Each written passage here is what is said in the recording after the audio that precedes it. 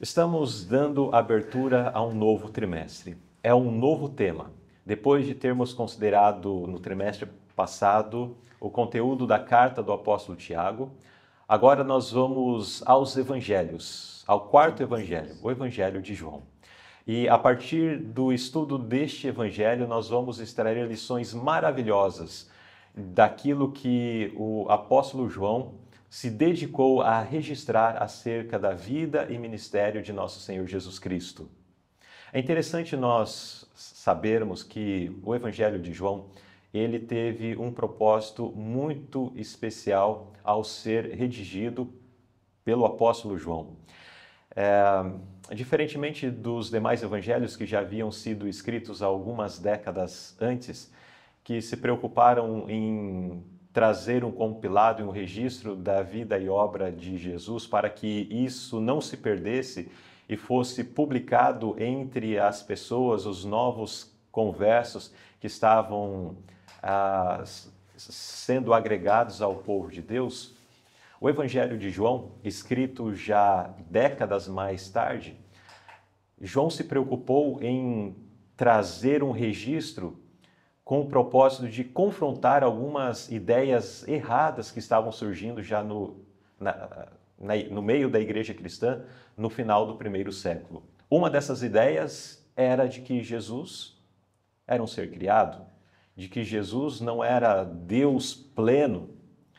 E esta primeira lição que vamos considerar se dedicará nos primeiros versos do Evangelho de João, onde o evangelista ele se dedica a apresentar Jesus exatamente na sua essência.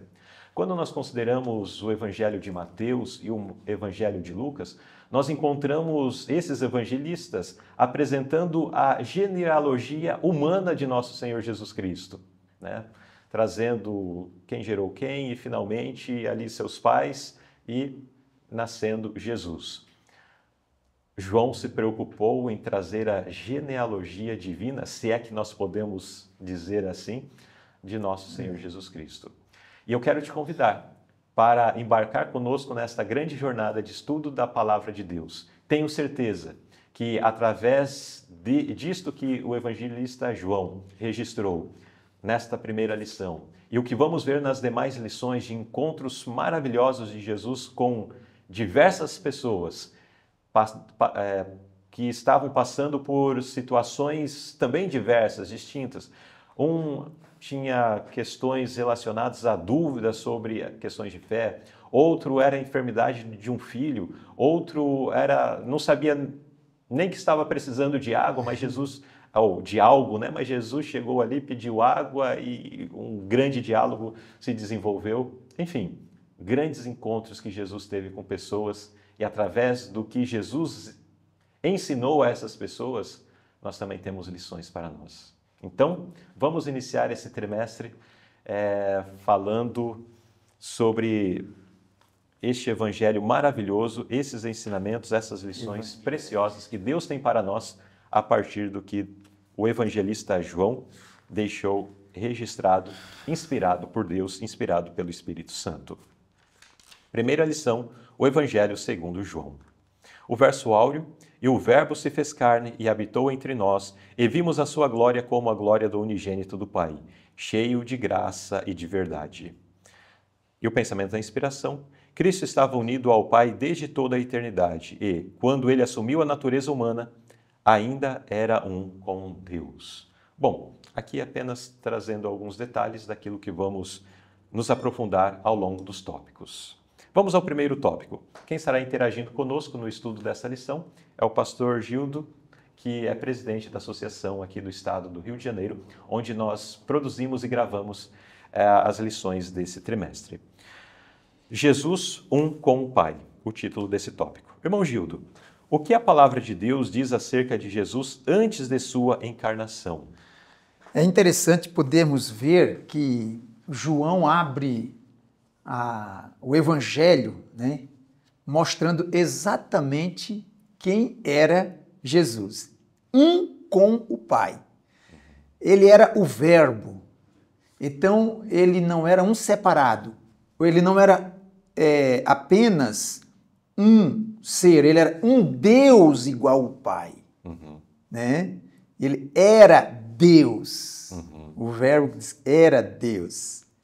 Então, mesmo antes da sua encarnação, ele era o Deus.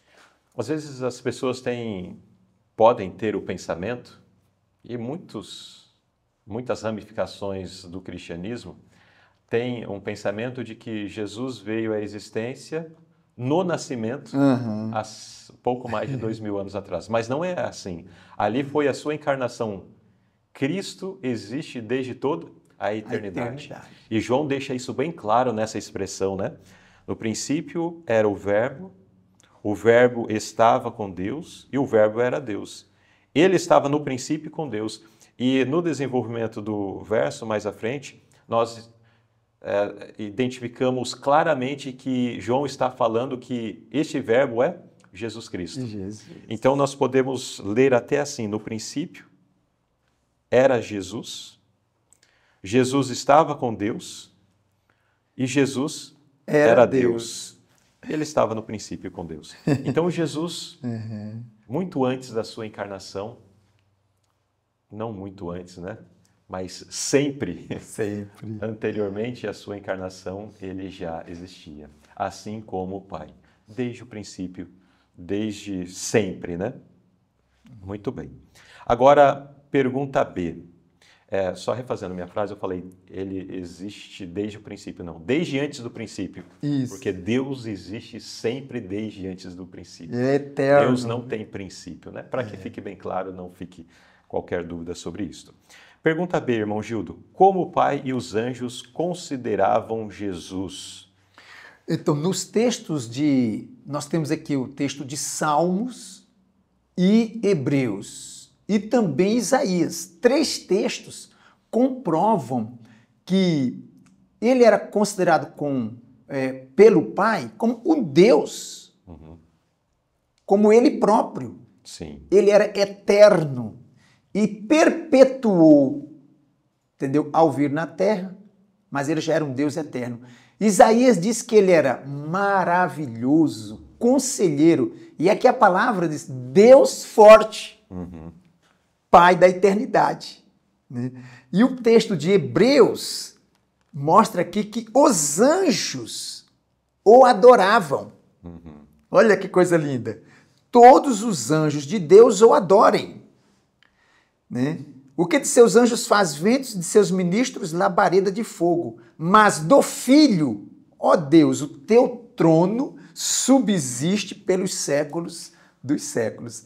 Então nós temos aqui a prerrogativa, a palavra pelo Pai e o Pai referindo-se aos anjos.